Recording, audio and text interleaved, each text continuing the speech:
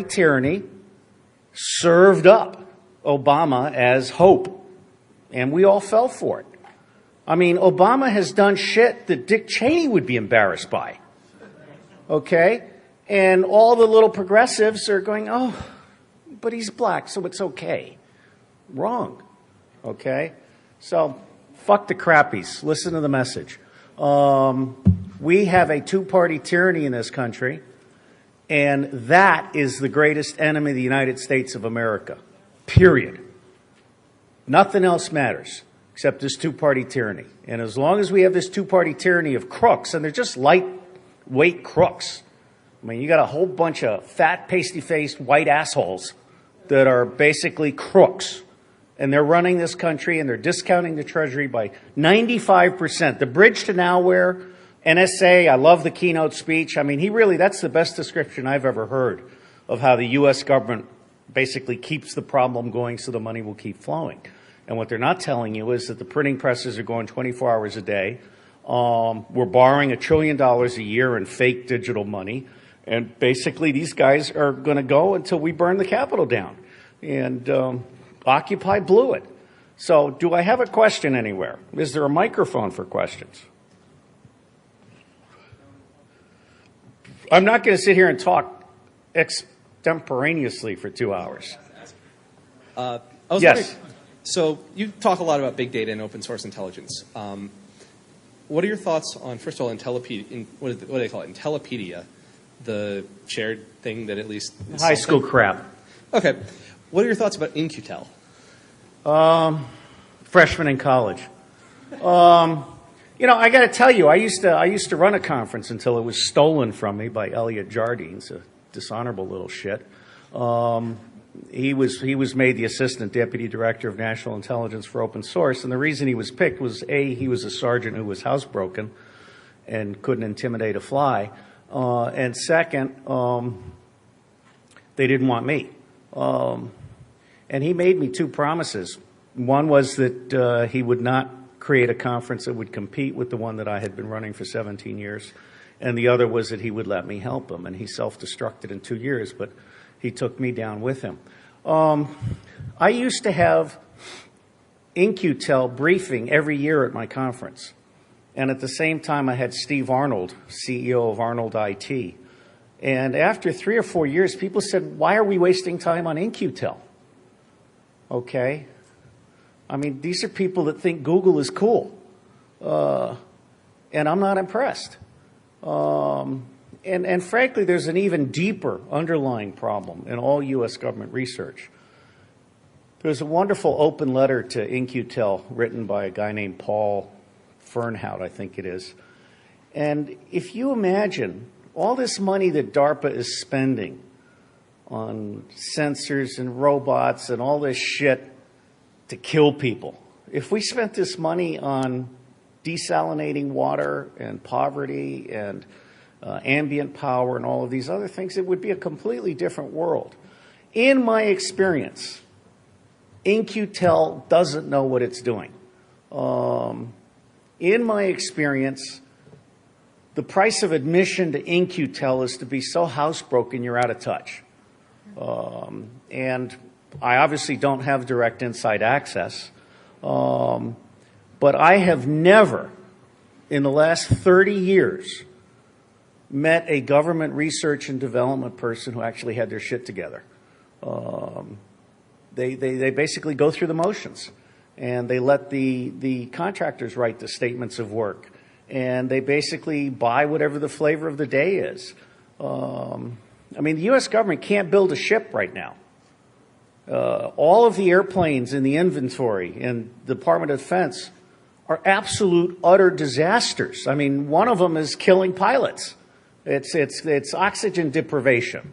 And nobody thought about all the toxic chemicals that come with stealth. One of the things I'm big on is true cost economics. There is nothing economical about the U.S. government. And in Iraq, I mentioned this before, the Fallujah babies. We have put so much depleted uranium down in Afghanistan and Iraq and so many other toxic chemical combinations that not only the indigenous people but our own troops are going to be suffering for decades to come. We have 18 suicides a day right now among our veterans. 18. All right? How can any country not know that and not feel the cognitive disconnect? The U.S. intelligence community, of which In-Q-Tel is a part, is spending between $80 and $100 billion a year. Okay? Now, General Tony Zinni, Sink Cent, and I'm sure he regrets the day I ever heard it, but Tony Zinni is on record as saying that as commander of CENTCOM, he got less than 4%, 4% at best of what he needed to know. And most of you know I've been fighting the U.S. government since 1988 for an open source agency. We may be getting closer to that day, but it will not be part of the intelligence community. I've written an article in Counterpunch called Intelligence for the President and Everyone Else. It's a fairly straightforward piece. But turning back to the keynote, and if you didn't hear the keynote guy, go buy the tape. It's surely worth $10. The DVD. He laid it all out. The U.S. government is not here to serve you. The U.S. government, which is good people trapped in a bad system, is all about spending money for stakeholders, and it doesn't matter what the money buys as long as Congress gets a 5% kickback. And that's the standard kickback on the Hill. You don't need a napkin. Cunningham was just a little sleazier than the rest of them. 5% earmarked. Back to you. So, any other questions here? Any thoughts about doors and their tendency to revolve? It's a very profound question. I'd like to refer you to Will and Ariel Durant's The Story of Civilization in 11 volumes. Well, I mean, between government and... Oh, that revolving. I'm sorry. Here I thought you were being a smartass. All the other smart people thought so too. Okay, so revolving doors. Yes, that's a great question because I've learned a lot in the last 10 or 15 years, and I think that Robert McNamara and Bill Colby and I are examples of people who learn more after they leave government than when they were in government. First off, if I were God and you quit the government to go work for a contractor, you would lose your clearances. And you would not come back to work as a contractor for the U.S. government. One of the things we've done over the last few years with all this outsourcing and this corrupt money practice is we've diminished the capacity of the government to think. In-Q-Tel is a minor example. CIA analysts, they're children. And the assumption is still that because they're being spoon-fed secrets, they're somehow going to intuit crap. Well, I still remember the Queen of Sheba that went to the Netherlands. They're still laughing at her. She stormed into the Netherlands thinking she was great because she was the Dutch analyst. And inside of 5 minutes, they knew she didn't speak Dutch. She had never read a Dutch history book in any language. And she had no fucking clue what was going on in the Netherlands. You can't substitute technology for thinking. And the U.S. government has become stupid, as well as unethical at the highest levels. I mean, what we're doing with rendition and extrajudicial killing and drones, and this is all crap. I mean, CIA should be burned to the ground and salt plowed in. They've got 2,000 people there whose sole job is to figure out how to target a drone to kill a bus driver taking a crap by the side of the road. Okay? Because that's the signature. Oh, he's crouching by the side of the road. He must be planting an IED, an improvised electronic device. Come on. Nobody is holding us accountable for being decent human beings or thoughtful human beings. So, revolving door, I personally feel that people should be incentivized to work a full career in government, and they should lose their retirement pay if they work for a contractor, period. It's time we had a government of, by, and for the people, not a government that is a stop. And look at Congress. All of these congressmen are millionaires by the end of their first term, and all of them now are actually planning for post-Congress K Street lobbyist jobs. I mean, if I were God, Congress would be like jury duty.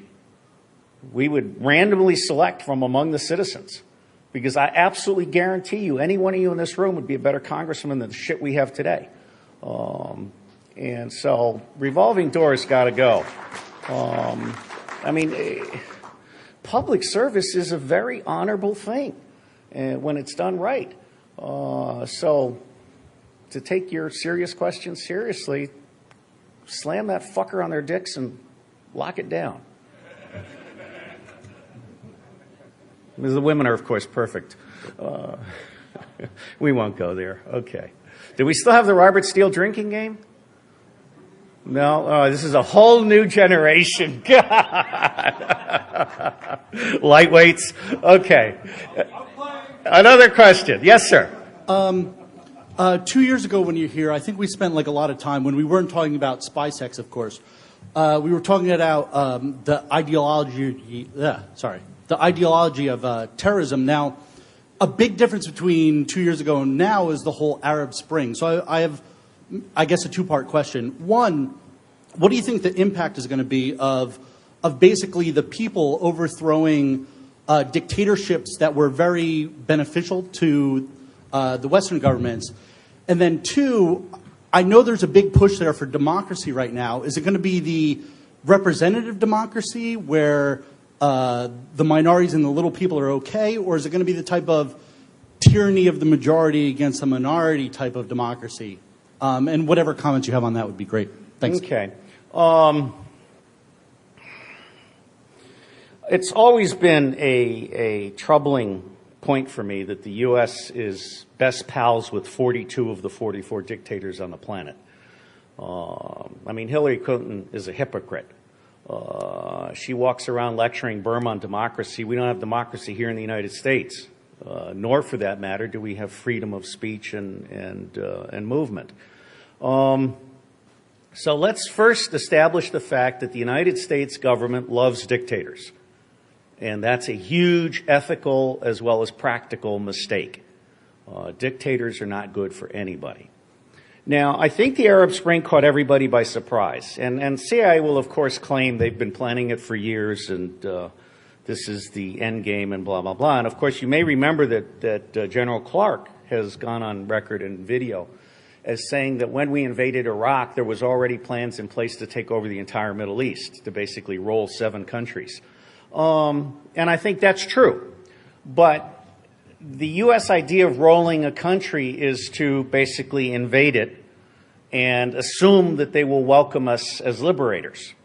I mean, the degree of delusion in Washington is, to my mind, amazing. And I'm often reminded of Daniel Ellsberg. His book, Secrets, a memoir, is a very good book. And in there he talks about how he came back from Vietnam and he was talking to Henry Kissinger. And he was lecturing because he said, Henry, if you get all caught up with all these top secret, sensitive compartmented information reports and stuff, you're going to become like a moron.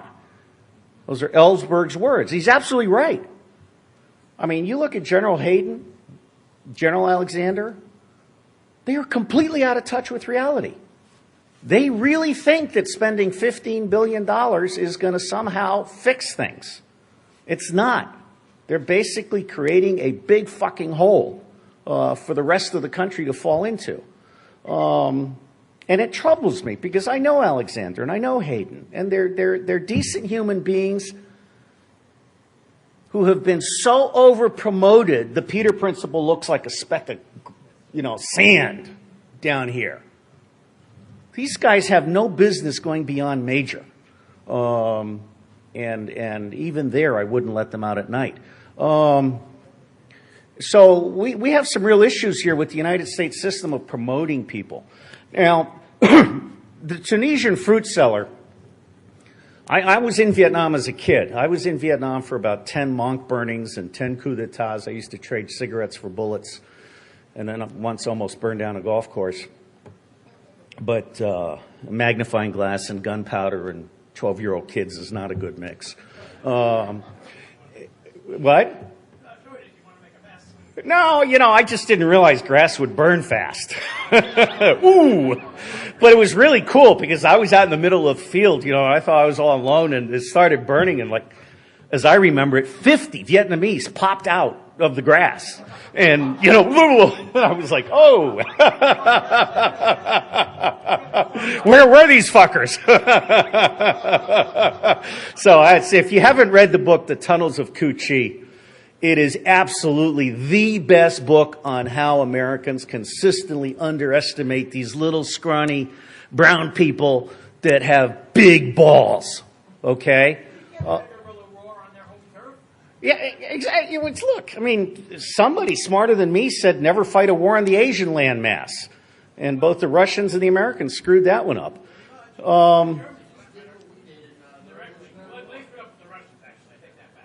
Yeah, but you know, the bottom line here is we are spending so much time, and there's a lot of good books on how Lockheed Martin actually created the Cold War. But coming back to this thing about the Arab Spring, it's not going to be a traditional democracy. And one of the reasons it's not going to be a traditional democracy is because there are some cultural disconnects. Where we have failed, where the United States of America has failed since we won the good war, World War II, is we have failed to focus on education, not only of our own people, but of everyone else. And so what you have right now is religious zealotry as a substitute for education. And so you have a lot of these disconnected paths, and I'm very pleased with what happened in the Middle East, and unfortunately Israel is still the sucking chest wound there. And I don't mean Israel as a country. I mean the Zionists that believe in assassinations and ghettoizing the Palestinians and denying that the Palestinians were ever there. If you go back and look at the biblical maps, Palestine, and Gandhi said this, Palestine is to the Palestinians as France is to the French. I believe it has to be a two-country solution. I believe that Gaza and is it Jericho? Basically, we have to give them a contiguous area of land. And if I were God, I would turn off the money for Israel. We're paying 20% of their government budget right now, and I would also turn off all of the money we're giving to the Arab dictators, or we're giving to the Arab dictators.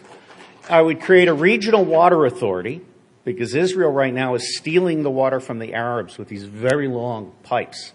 Okay, Chuck Spinney's put up a marvelous briefing on water in the Middle East. The Dead Sea is coming alive. A very fine academic research program went into the Dead Sea and created the original furrows from biblical times, and got to the point where every drop of rain was captured, and they're now growing lemons and figs in the Dead Sea. Okay? So there's some really amazing stuff that can happen. Now, coming back to the Arab Spring, I believe that open BTS is going to become a reality here in the next 5 years. I personally think Saylor's delusional if he thinks smartphones are going to reach the 5 billion poor. But what you can do is give the 5 billion poor the shittiest Nokia phone on the planet and a call center, and educate them one call at a time. And so I see real promise in this idea of free education, one call at a time. And I'm now at a point, I'm 60 years old, and I was talking to my middle son in the car, trying to get a sense. He's sort of a philosopher. I've got a techno geek at the Rochester Institute of Technology. I've got a kind of philosopher businessman, if you take my meaning. And then my son is my football jock. And I said, so what do you think? And he said, oh, we're just waiting for all you old guys to die. There was a lot of wisdom in that statement. So I think it's going to work out. I've done everything I could, and now it's time for me to go buy a sailboat and chill out with a water maker and solar power and get off the grid. So I'm very excited by the promise of the future. And if you want to read one book or one review of one book about why education is the single most important duty of the state, I recommend Will Durant's 1916 doctoral thesis, Philosophy and the Social Problem. And it's now out in an annotated edition, which is just, if you just read my summary, because I gave all of my books away when I joined the UN, and And so those summaries are my cliff notes for smart people. That's a really, really good book. Yes, sir. Hey, thank you for your service. And I know you're not a sir. Okay, this is a bad question, but I have to say it. Are you familiar with a CIA agent named Chase Brandon, who recently published a book called Cryptos Conundrum, which is a fictional book about Roswell? But Chase Brandon is a CIA agent who was for like by the way, 30 years. CIA, Case Brandon is a case officer. Agents commit treason. Case officers recruit them and handle them and terminate them, which means give them money to go away. It doesn't mean kill them. And Chase Brandon is probably one of the last people at CIA that actually speaks 2 languages. And in his case, it's an obscure dialect from the Peruvian Indians. And they've been trotting him out at Camp Perry for every single class going back the last 20 years. This is our guy that speaks this Indian dialect that nobody else knows. But they can't speak German or French or Gaelic. Anyway, I do know Chase. I'll look at the book. Chase is a serious guy. He's a good case officer. I haven't seen him or heard from him in 20 years. Use the microphone for everybody in the back. I mean, and I'm happy to have a back and forth dialogue. I want you guys to have fun. I don't know if he's just trying to like promote his new book, but his whole thing now is like, oh, I was at Roswell and it wasn't man-made spacecraft. He's not giving any definitive yes or no, whether it was a UFO or not. Not that I'm going to start a whole UFO dialogue this early in the night, but like... I'm with you. But like I was just on Pluto. Okay, well that's good. But I'm just they curious. were all naked. I'm just trying to get a take on the guy, like as a human being. As a human being, Chase Brandon is a decent human being. And look, governments around the world are starting to declassify all their UFO files. I mean, there is absolutely no question that a whole bunch of technology became available in the 50s and the 60s, and it was locked up. Basically, governments have screwed the people. And we've allowed businesses to get away with shit that is just outrageous. Now, there are at least 100 planets with life on it. Okay, at least 100 other planets with some form of intelligent life, hopefully one that hasn't acquired nuclear weapons.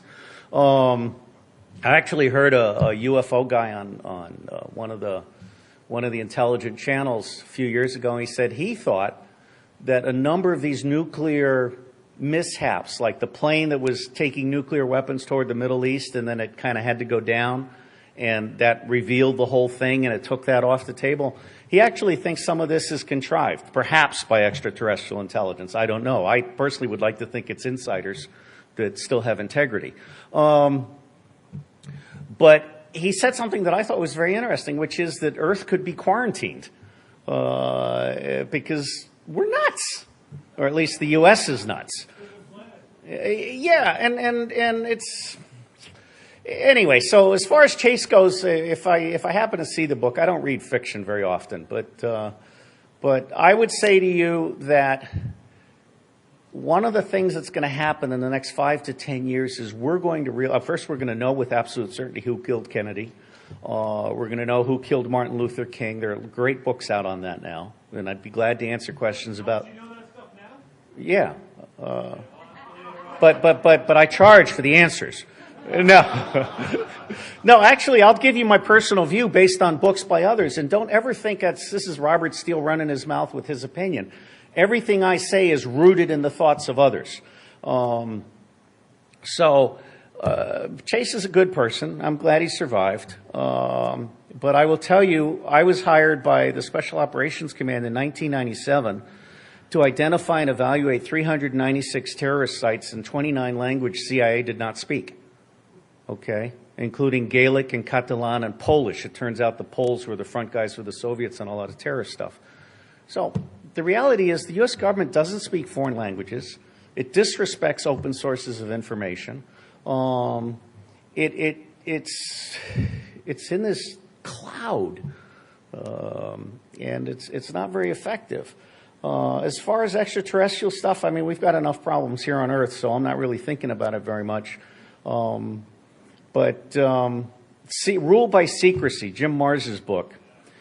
Yeah, it is a great book, and I gave it a rave review, but I very deliberately did not include his conclusion about the aliens and stewards and Illuminati and all that stuff, because I did not want to detract from the rest of the book, and that stuff is on the edge. So anybody ask me a question about 9/11 or JFK or whatever? All right, everybody shout out, what do you really want to know tonight? What? 9/11 conspiracy? It's not a conspiracy if it's true. You know, 2 years ago, no, it wasn't you guys. I spoke in New York a couple years ago. I said, look, what I want is Larry Silverstein's calendar for the 90 days before 9/11. You give me that calendar, I will nail his ass to the wall. Okay?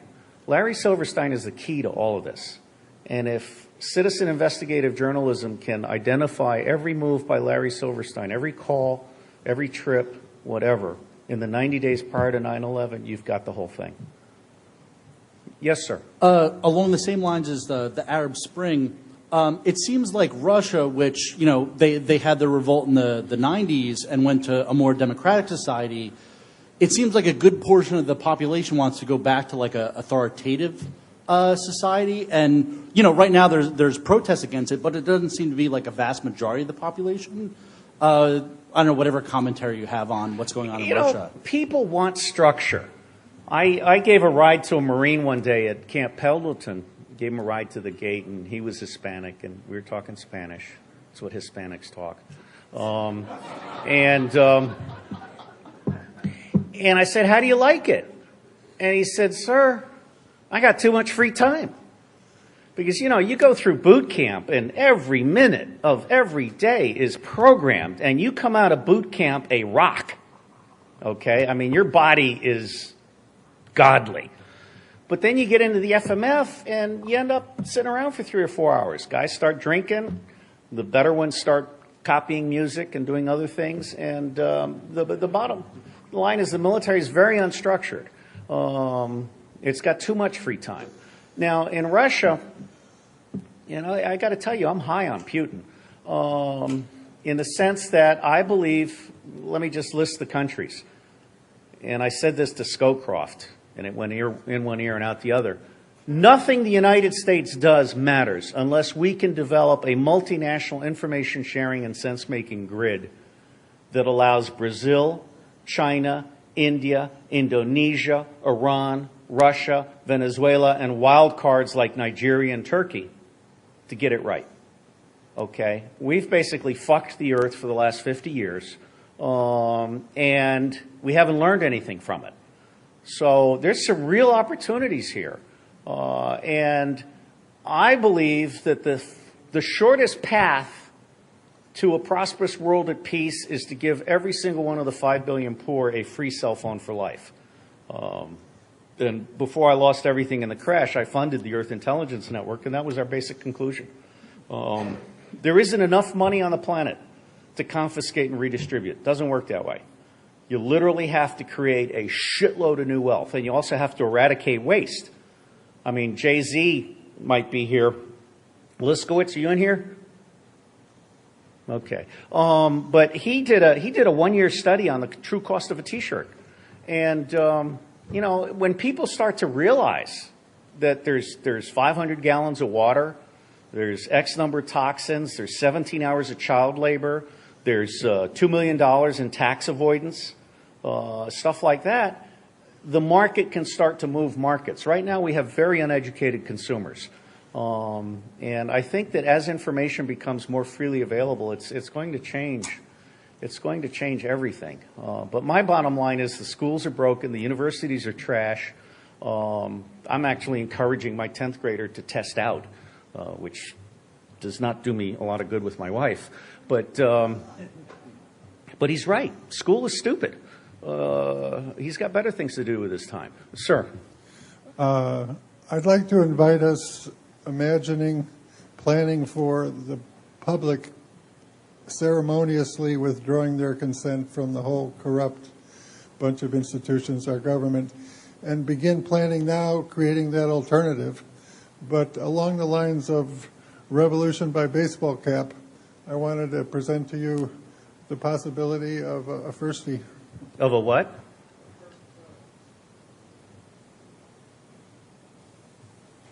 Let's replace our corrupt government. Replace is a very nice word. Thank you. When I spoke to Occupy, I was hoping that we could get to a general strike. My original, how many people have seen the video of me 6 minutes in Occupy? Okay, if you look up Steele Occupy, election reform, you'll get right to it. It's 6 minutes. Another guy taped it. I personally believe there is still time to have an electoral reform summit and to actually put forward a slate of candidates, a coalition cabinet, and to demand of Congress an electoral reform act. And I believe that Occupy should occupy the home offices of every senator and representative. And I believe that the country should go on general strike from the 4th of July onward. Well, all right, it's a little late. I'm a little retro here. But I believe that the country can and should go on a general strike. You know, you want to see a day without Mexicans, how about a day without white people? This is going to be serious. So, and again, I stress, the government is good people trapped in a bad system. No one ever gets fired from the government. I've been reading a lot of RFPs lately, and I'm reading all the things that they're saying the contractor has to do. I'm saying, well, fine, what's the government doing? Evidently, the government is simply throwing money against the wall and hiring contractors willy-nilly. Sir. I was wondering your thoughts on the bin Laden assassination, and how they handled the body. Okay. I tried to tell Jim Fallows of the Atlantic Monthly that this was a fraud. He didn't talk to me for 6 months. But I will tell you that I'm pretty sure bin Laden died in 2001. And we've had like 6 bin Ladens since then. And if you look at the photos of the various bin Ladens, I mean, there's a little chubby-cheeked guy, and, you know, and finally, of course, we have Bean Laden and Bert Laden. I'm pretty sure bin Laden died in 2001. One of the things people don't realize is that 1 year prior to this so-called operation, and the idiocy of all concerned is just beyond belief. 1 year prior to this Atlabad operation, Blackwater was known to be in that town and moving around. And every Pakistani in that town knew that Blackwater was in town. I believe they were in town to set up a couple of safe houses. And it doesn't occur to these guys that a big hulking asshole with tattoos somehow stands out in Pakistan. But I believe that they set up this safe house, and this is my personal speculation. I believe they set up this safe house. They brought in a guy that was bin Laden's height, and they set him up there with wives and kids and stuff, and they basically lied to the Joint Special Operations Command and got the Joint Special Operations Command to do something which is totally fucking insane, which is fly a long way from a land country to another land country with a bunch of SEALs who don't do well when they're very far from water. And, you know, what is going on here? So I think it was insane. And all of this so-called treasure trove of intelligence, bullshit. So I actually think that the president and the Pentagon were deceived. I personally believe that CIA, and when I say CIA, you got to remember there's at least 5 CIAs. And within CIA, there are individuals who believe they're above the law. And that probably certainly includes Leon Panetta. And so I believe this was all set up as a politically oriented masterstroke. And it just went nuts. I mean, first off, you can't do a DNA test in less than 12 hours. Okay? And the idea that they were able to do a DNA test and confirm the body, this is all crap. And then to have the body disappear into the ocean? Come on. Who are we kidding? If it really was bin Laden, they'd have his head on a fucking spike in front of the White House. So my personal view is this was a massive fabrication. I do not believe that JSOG was a party to the fabrication. I take them very seriously. I think they're good people who do the best they can. But intel in this town sucks. And when it's too good to be true, it probably is. Another question. So how much of this do you think is actually just endemic of the fact that we've transitioned to a service-based society and that we're not holding our service provider accountable for what we should be getting? So service providers in general will always provide you the bare minimum service that they can at the lowest cost that they can, despite no matter what you actually paid for. You know, if you buy internet service from Verizon, they're going to try to give you the minimum amount of bandwidth that they can to satisfy what what you bought from them. And if you don't check, who's to know what that you're getting what you're getting? If the society at large is not actually holding our government accountable for what they're doing, then even violent revolution is not going to really change that if the actual people in the society don't want to think about or really know about anything that happens and hold their service provider accountable for the services that they're getting. So I mean, like even the government contractors thing. That's because, a lot of that's because Congress has frozen pay in DOD for God knows how long, and they're jumping ship to get higher pay. Well, I will tell you candidly, I think government is overpaid. I mean, upper government, certainly like the executive branch, but the grunts, the students that come in that do the work. Beyond GS-13, I think we're making too much money. And the SCSs are picking up $20,000 bonuses once a quarter. CIA had so much money it couldn't spend that it created 21 companies, cover companies, and had to close 20 of them because they don't know how to run a business. This is all open source. If there's anyone here from the Defense Office of Hearings and Appeals, I assure you I'm not saying anything secret. And they started paying living allowances for all of their people across the United States of America, which has never been done in the past. What?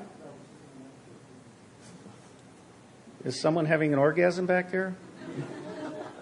I mean, I don't want to miss it. Okay, so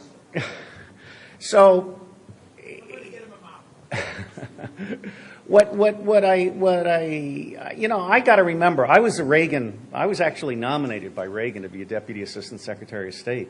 And I had no idea the shit that was going on. I had no idea that borrowing $1 trillion a year started in the Reagan administration. So I've been very tuned out. And we have a real problem because the entire corporate media is completely captive. I mean, once in a while I stumble across CNN when Gupta is sitting there with his charismatic face asking really fucking stupid questions. I mean, and he's the most intelligent of all of them. The media that we have today, I mean, I read the New York Times and people forget. I mean, the New York Times reporters, it's like no one's checking them to actually connect to stuff that happened 50 years ago or 25 years ago, even 5 years ago. So we get the government we deserve. And unfortunately, and I said this the other day, it goes back to the 1920s. I think there was a decisive downward turn in the United States in the 1920s when Rockefeller and Carnegie did two big things. They bought up all the public transportation companies in order to put them out of business, and they created a school system intended to create docile factory workers. And unfortunately, that's what we've gotten.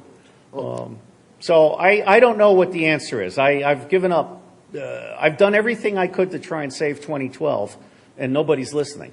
So I got to go sail. But bottom line here is if and when the public gets smart, it could start thinking about things like tax boycotts. It could start thinking about things like really terrorizing its congressional representatives. I mean, I think the point that I'm trying to make is the fact that the government that we have and a lot of the other stuff that's going on is really just a symptom of the problem and not the actual problem itself. Right? So you have a large population that either for whatever reason don't care or don't want to think for themselves, and they just take whatever they've been conditioned to basically be fed. There's nothing you can really do to even try to get them to think about something else. And if they don't think about anything else and they just take whatever's in front of them, they follow blindly for whatever's in front of them, and they don't hold anybody else accountable for anything else that's happening, and instead just get rage and... What scares me more than anything is the degree to which America has become polarized between two extremes, both of which are completely stupid. But I mean, I was at when I was up in New Hampshire, I actually qualified to be in one of the presidential presentations there. And I was talking to some guy who believed that Rick Santorum was the greatest thing since sliced bread. And I said something critical, and he looked at me like I was a fucking terrorist. And I realized this guy is an idiot, dressed up to look like a rich businessman. And we've got too many of these people in the United States. And, of course, money now, Citizens United. So I don't know what the answer is, but I can say with certainty that the government is full of good people trapped in a bad system, and the U.S. is over the cliff and on the way down. And I think, and here's kind of my best answer, is if my wife didn't have a government job, I'd be living in Maine now. And I think localized resilience, including urban farming, is where we're going to have to end up. And it's going to get to the point where most of these cities, including New York City, are going to die. New York City probably should become 5 different cities with big swaths of restored agriculture between them. Sir? Buddy of mine turned me on this a couple months ago. What are your thoughts on the chemtrail conspiracy stuff? I am not well enough informed to really render a judgment, other than to say that I've been persuaded that fluoride was a huge mistake. I would agree on that. And again, Herman Daly's an old one-armed professor now out of the University of Maryland. He's emeritus. He's the guy who invented true cost economics, and I recommend all of his books, including his Ecological Economics Primer. If you're a thinking human being who is willing to actually look for the truth, you can tell what the true cost is of everything. There's a book called Pandora's Poison, which is what's the price we pay for having chlorine and plastic as the basis for our entire civilization. There are a whole bunch of books on toxins and all your household goods and stuff like that. So my bottom line is I'm not willing to say that chemtrails are a conspiracy. I am willing to say that the U.S. government, state governments, and corporations have been irresponsible to the point of being guilty of war crimes deserving of a Nuremberg trial against we the people. Yep.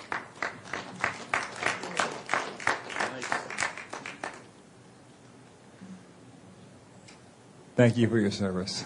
Please don't do that.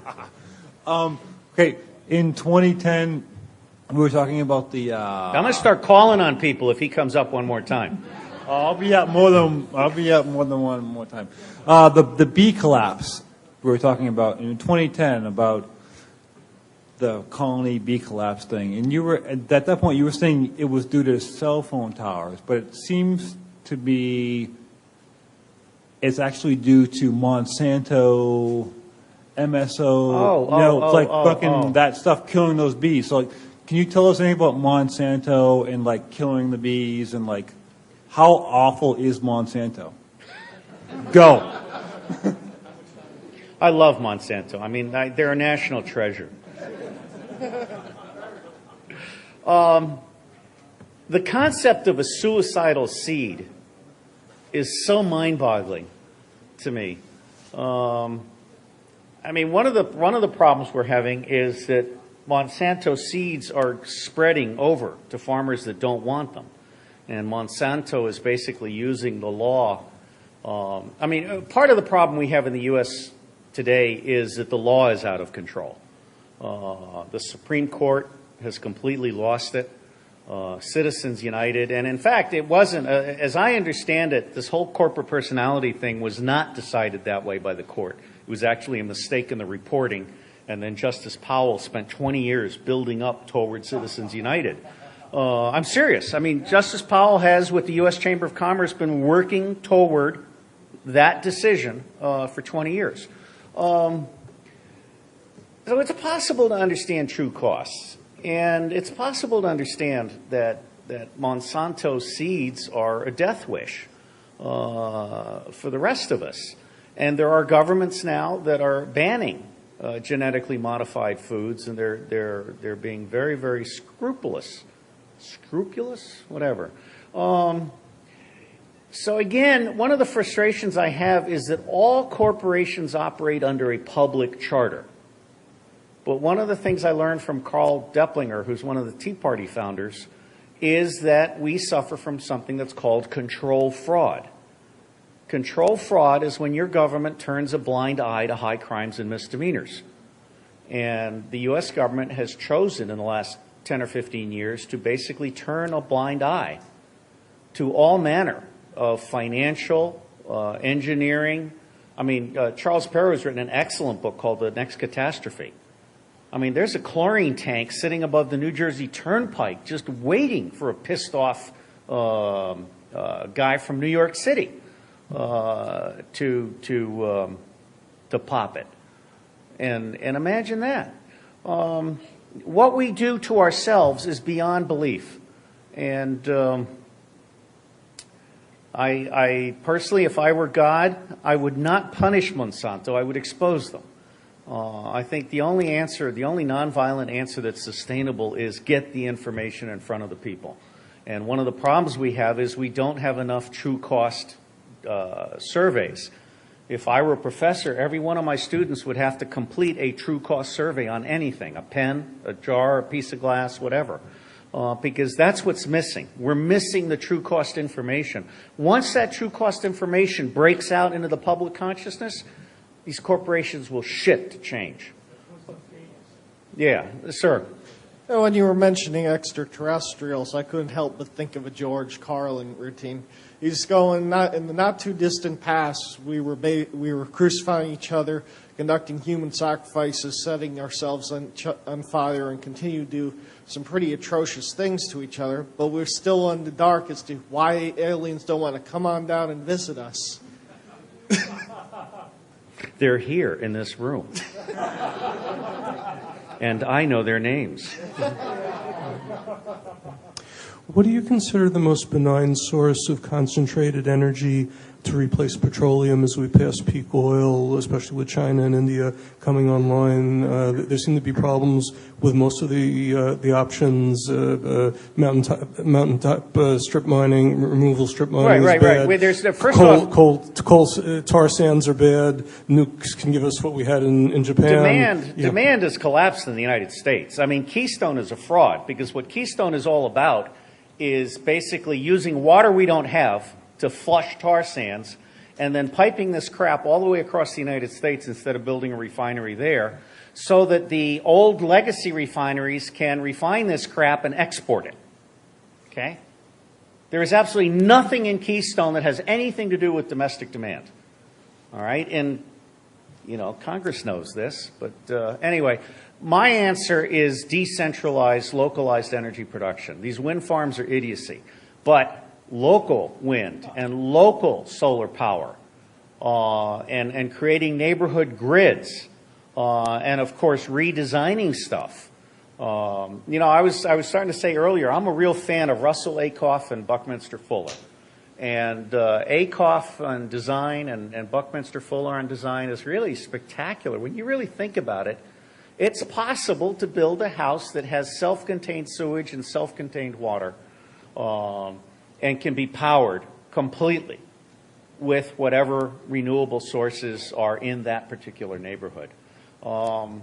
So when we created the Earth Intelligence Network, one of the things I did was take the 10 threats that the UN high-level panel had picked, poverty on down, and then I looked through all the Mandate for Change books, and I went and I identified 12 policies: agriculture, diplomacy, economy, education, energy, family, health, immigration, justice, security, and society, and water. You know, the Office of Management and Budget hasn't managed anything ever.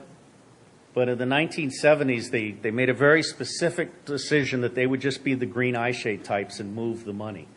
And there's absolutely no coherence and there's no evidence-based reasoning behind any policy that the U.S. government pursues. It's all about ideology and paying off campaign contributors, and basically the cabinet secretaries are there to serve the people who get the taxpayer money, not the taxpayers themselves. So my general sense, and again, I'm kind of captive because my wife has a good job and it's going to last at least another 4 years, and it may be that she has to work for another 10 years if the U.S. government doesn't collapse. Which, I'll tell you what, there's some scary shit coming down in 2013 and 2014. We are in big doo-doo. Well, how many of you think the unemployment rate is 8%? It's 22.4%. And in my demographic, it's 40%. And in the young kids coming out of really stupid colleges, it's 40%. Okay, the number of kids living at home is incredible. 46 million on food stamps. Middle class is gone. Basically, Obama has been a placeholder. And everything the U.S. government and the media are telling you is intended to get us to November without us freaking out. And once we get there, then Israel can attack Iran, build more settlements. The president has already put in place what he needs in order to do price controls and food rationing and water control. I'm very concerned. Now, the one good bright side is they figured out the Halliburton camps won't work. And so... Where are we all going to live then?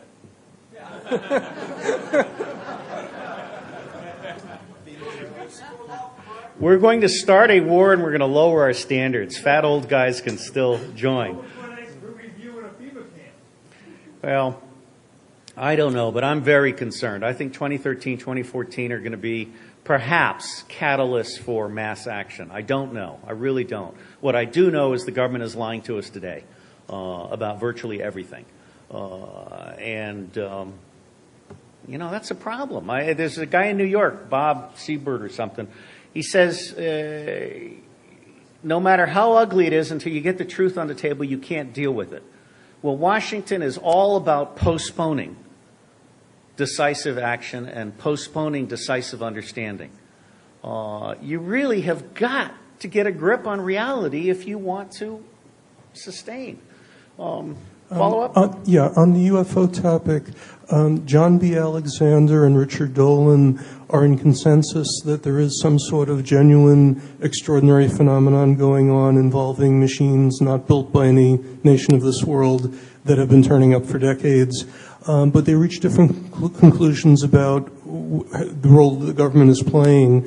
John B. Alexander, who has many connections in aerospace, finds that every agency seems to think that another agency is the one that's centralized repository for the information, and the conclusion he reaches that the government has bungled UFO research just like they bungled so much else, and nobody's actually in charge, and a lot of data is being lost on what is a genuinely significant phenomenon. Richard Dolan had done a very... Let's make it quick, because you got a long line. Had done a very level-headed study, regarded by many as like the best book on UFO, the history of the UFO phenomenon, and yet has recently claimed... Come to the point. Elaborate black budget projects, a breakaway civilization. Where do you stand?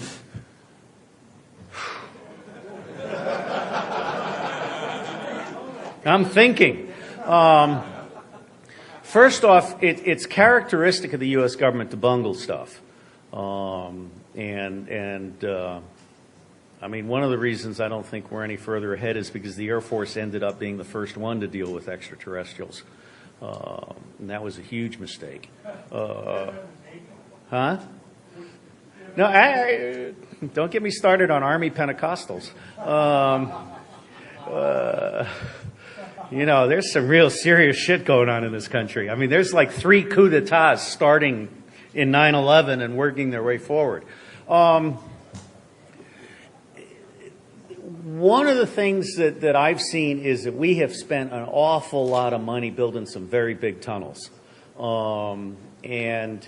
are actually some books I haven't had time to buy and read, but I think there is a whole underground USA. And I have no idea who gets to go there or what. But what most people don't realize is what the rich realized in the 1920s in New York City, is when the shit hits the fan, if we're not all able to cope with it, the ones who have their little hideaways aren't going to last very long. And so this is an all-in kind of thing. I would say that there are a number of very serious technologies, including energy weapons that vaporized the towers here in New York City, with maybe small Coke can-sized nuke devices as well. This is why I would like Larry Silverstein's head on a platter. But there have been technologies, and some of them may actually be in use today. I mean, we may have some stealth craft that are way beyond drones. But those are very narrowly managed. I mean, if you want to get an example of how stupid the Air Force is, just look up Gorgon Stare. You know, it's a drone with 50 eyeballs. And the Air Force insists that what's taken by those eyeballs can only be looked at by a U.S. citizen with secret clearances. Okay, so I got a whole bunch of guys in India at $5 a day dying for work, and the U.S. Air Force can't process these 50 things. And oh, by the way, bandwidth is more expensive than pilots. So I would say there is definitely some technology that has been withheld from the public that may be exploited by an agency here and there. But by and large, the default for the U.S. government is always assume mass incompetence. Sir?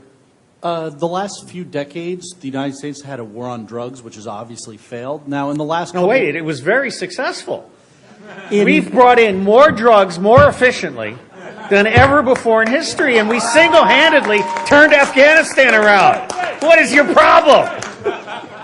USA! The last couple years, we've seen an order of magnitude more deaths in Mexico than we have in other war fronts.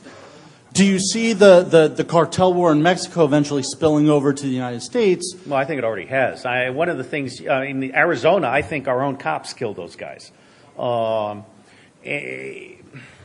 an awful lot of people in the United States that die without a trace. And I don't think we really have a grip on just how false the calm is above the thing. Mexico. See, part of the problem is the war on drugs is a very conflicted war. I mean, some of you have seen me in The Great White Hope, which completely surprised me in terms of getting around. DEA and CIA run drugs into the United States of America.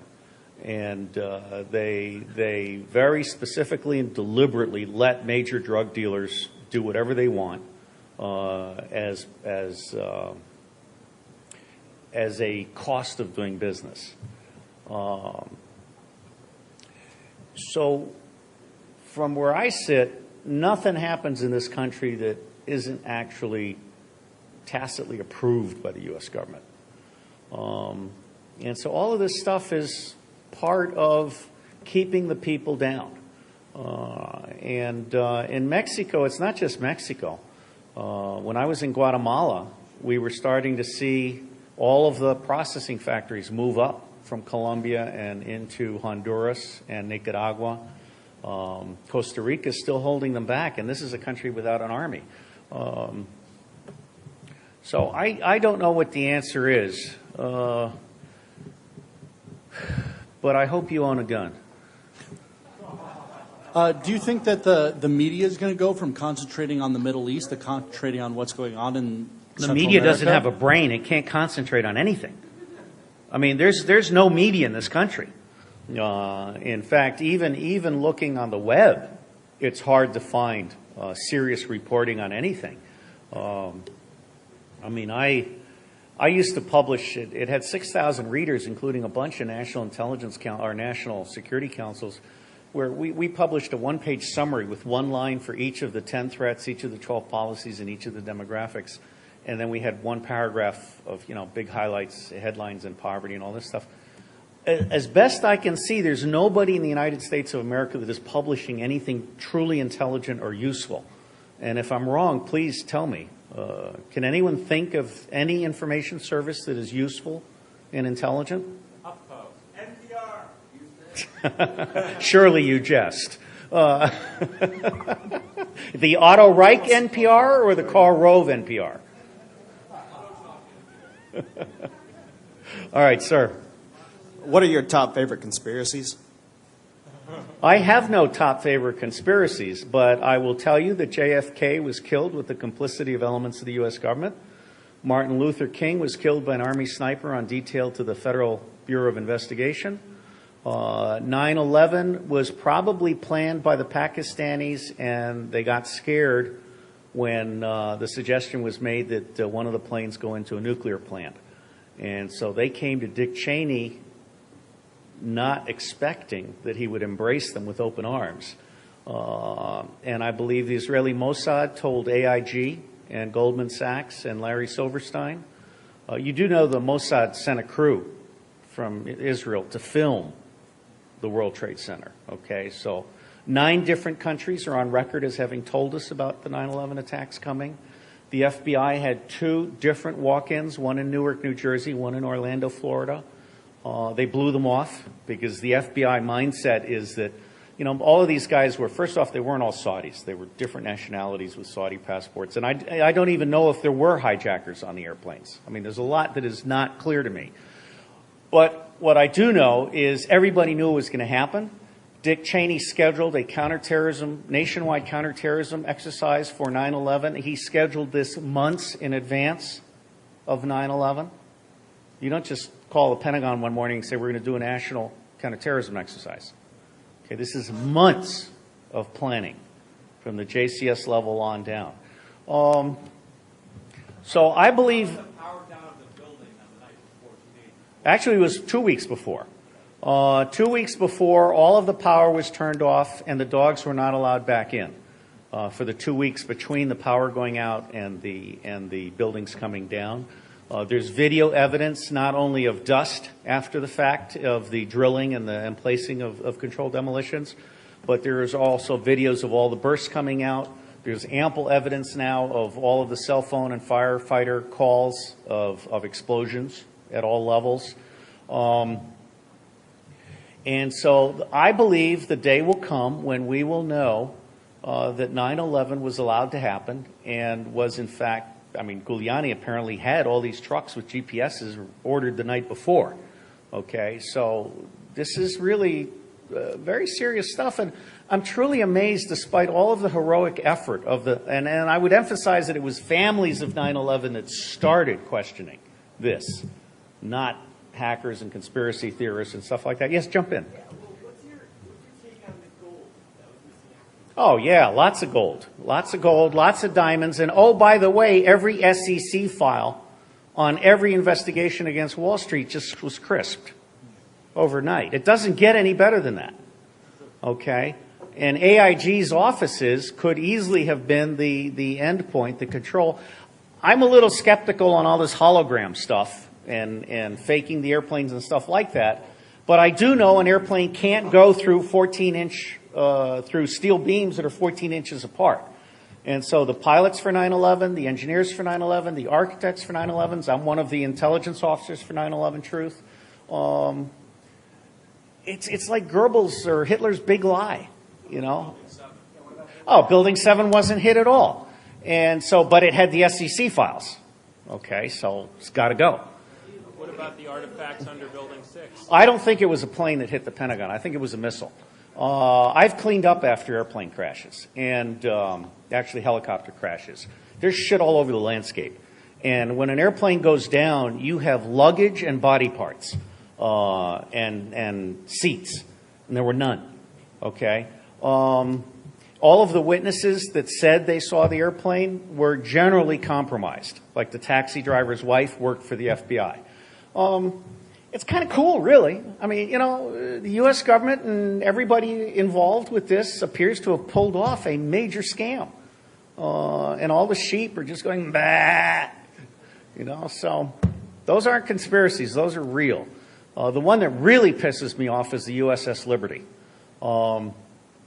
The Israelis attacked a USS ship that was on a listening mission, and they killed and maimed a number of our sailors, and then the U.S. government told our sailors that if they ever spoke about it, they would be cashiered, dishonorable discharges, and lose their pensions.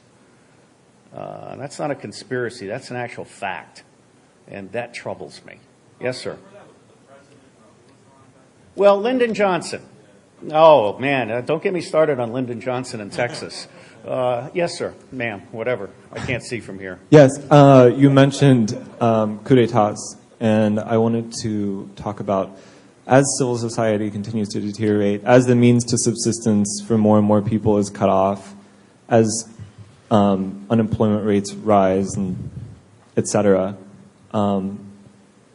what is the possibility you see of insurgent elements coming out of the military, and how could that play out? And at that point, perhaps, even if you wanted to go so far, what is the proper response of the social justice movements, such as Occupy, which have attempted a nonviolent strategy, which up to now has failed? Thank you. I'm pissed at Occupy. First off, I did my first graduate thesis on predicting revolution. I created an original matrix, which is still, as best I can tell, the best thing out there. And if you look up preconditions of revolution in the USA, you'll find my graphic. And then in red, you'll find all the ones that exist in the United States. We are absolutely in a pre-revolutionary condition. The only thing we're missing is what's called a precipitant. This is why I'm looking for a soccer mom that wants to burn herself to death on the steps of Capitol Hill. Please just send your application to robertdavidsteelevivas@gmail.com. Your kids will be taken care of. I'm sorry, that is bad, isn't it? But it's for the greater good of America. And it has to be a really busty soccer mom. I want CNN just drooling as she burns up. Okay? I guarantee you that will set this country on fire. And we'll throw in a Cuban pool boy for nothing. Let the flames catch him too. Anyone got a duck? I've completely lost my train of thought. Oh, okay. So insurgency. I think this is going to be our finest hour. There's a great book on doing democracy. And right now we're in stage 5, which is the darkening clouds. We're in a slump. Everything's starting to happen. We've got our apps. We can do flash mobs. We can Twitter. I hope you all saw my good not Twitter slide. And our finest hour is not going to be in violent opposition to the U.S. government. It's going to be in routing around the U.S. government, which is to say localized resilience and growing our own food and getting off of the transportation grid and literally dropping out and creating communities. I believe there will be a migration from the cities out into the rural areas. And I believe the best thing we can do is not fight. I don't think we can win a fight, but we can win a sustained strike. As far as guns and gangs and all that, it's well known that the U.S. military is not only the favorite training ground for all U.S. gangs, it also, at no additional cost, trains the Taliban multiple times. I mean, the U.S. Army training in Afghanistan is R&R for the Taliban, okay? Rest and recreation. When they get hungry and tired and stuff, they come in, they swear loyalty, they get trained, uniforms, food, weapon, and then, after a while they leave. And the whole cycle starts over. We're incredibly naive, or at least we were. I may be dated on this. So I believe we're actually getting to a point now where the U.S., where, let me put it this way, the industrial era is about to collapse. And the information era, unfortunately, is represented by Microsoft, Google, and Oracle. And so that's bad. Does anyone not agree with me? Facebook. I think Facebook is so far down in the dumps, it's not even worth noting. Twitter is a mess. Apple. Apple is cool, but Steve Jobs is still a control freak. And he's looking over your shoulder right now.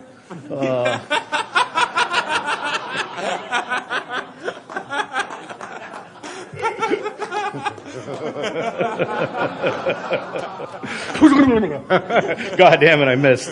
Okay. This is I wrote this book. By the way, if you haven't picked up one of these little cards, where are they? If you haven't picked up one of these little cards, do consider picking one up. It's got 2 URLs on the back. One is the URL for the book page with a lot of free stuff, and the other is a URL for like 26 jobs, including some computer forensics jobs and stuff. I regret that it's the first of my 9 or 10 books that I couldn't give away free. That was the deal I had to make to get Random House to put it in bookstores. But it's the Open Source Everything Manifesto. Okay, and the problem that I have, and I love Richard Stallman, but he's autistic in a lot of ways when it comes to open source. You ever want to get him to leave the table, just start saying open source, open source, open source, open source. Poof, he like vanishes. But the thing is, I love him. He's a god. He's authentic.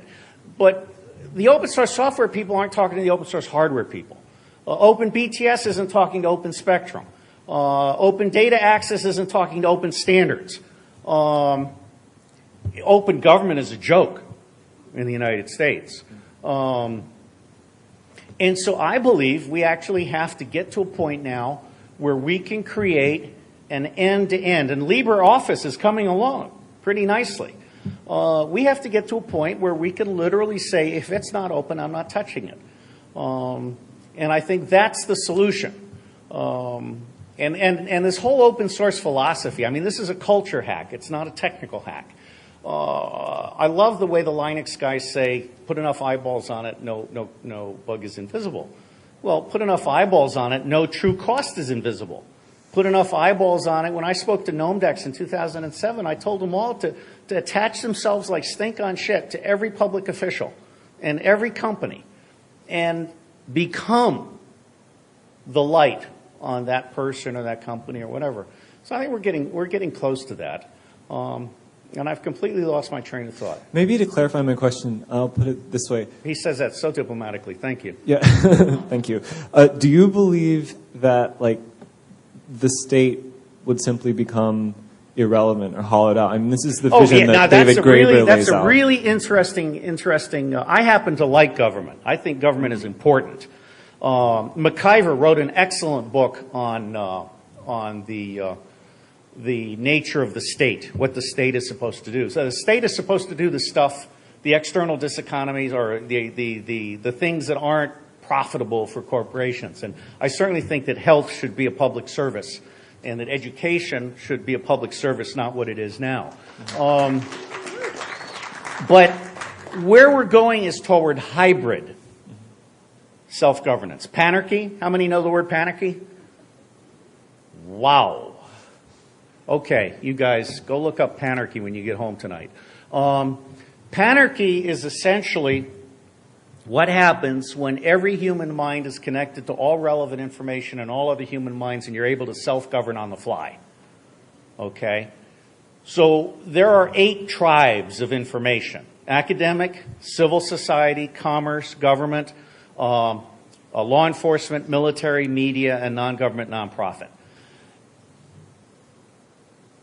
There is no problem on the face of this planet that can be addressed with anything less than the information from all 8 tribes. Okay? So government is basically coming off the tail end of an era when it could be stupid without being held accountable. And we're now moving into an era where stupid shows. And I mentioned the other day this I love Dave Weinberger's book, Everything is Miscellaneous, and then his more recent book, Too Big to Know. We're now moving to a point where, and John Perry Barlow was great when he spoke at my first conference in 1992. He said the internet interprets censorship as an outage and routes around it. And that was a very inspiring thought for me that I received from him. We're now getting to the point where I would say 3/4 of the world economy is now routing around governments. Okay? We not only have the original traditional organized crime, which is actually now disorganized crime. In Central America, it's a come-as-you-are game. and little groups link up and we do things and then break apart. It's not really organized in the way that we think of it. But you've got traditional organized crime. Then you have what's called System D. Okay, System D, it's a French term, and you can look it up. But System D essentially is people who are self-made entrepreneurs who will go to China and buy 15 generators and bring them back to Nairobi and sell them, and the government never knows they're there and doesn't collect taxes. Okay, so you got System D. And then you have Mitt Romney and all the offshore money. Okay, so you've got all of the corporations in the United States. You've got something that's called import-export pricing fraud. I had a guy talk a number of years back. We're losing over $50 billion a year in taxes to corporations that basically say that rocket engines coming in cost $25 and pencils going out cost $60 or whatever. You know, so they're manipulating all of these things in order to avoid taxes. So I would say 3/4 of the world economy is no longer visible to the government, and that's having a painful effect. So coming back to hybrid, if you take water as an example, and it's a very good example, if you take water as an example, you have to be able to pull together all of the information that academics can provide with all of their deficiencies, because academics have become stupid also. But academics, civil society, I mean, Taiwan right now is giving rewards to citizens who take a picture of pollution and email it in. Okay, so there's all that stuff. Then you've got government, honest media, like the little water newsletters and stuff like that, and then NGOs. There's Steve Denning, when he was at the World Bank, actually persuaded the World Bank that it wasn't a bank. It was an information database. And they're starting to get their heads around that idea. So the long and the short of it is, because of Microsoft, because of the way we have developed computers as basically electronic wastebaskets with no Dewey Decimal System, and hyperlink is way behind the curve, we're living in a world in which 2% of the information is visible. And of course, Google, you get what someone else pays for you to see, which I think is pretty corrupt. You know about programmable search engines, right? So Google cannot be trusted at all. And so I think we're getting to an era now where government is still going to be important, but if the government is not authentic and legitimate, it's going to be routed around. And I think what we have to focus now on is, it doesn't matter who brings the information to the table, as long as the information is authentic and can be accepted and validated and acted on, then I think we're moving into an era of self-governance, and we will push the envelope. People are going to start self-organizing to get neighborhood power solutions and neighborhood water solutions. I mean, when I grew up in Asia, every house had a water catchment system and a big thing of water. These days, every house in New Hampshire that's built has a generator built in.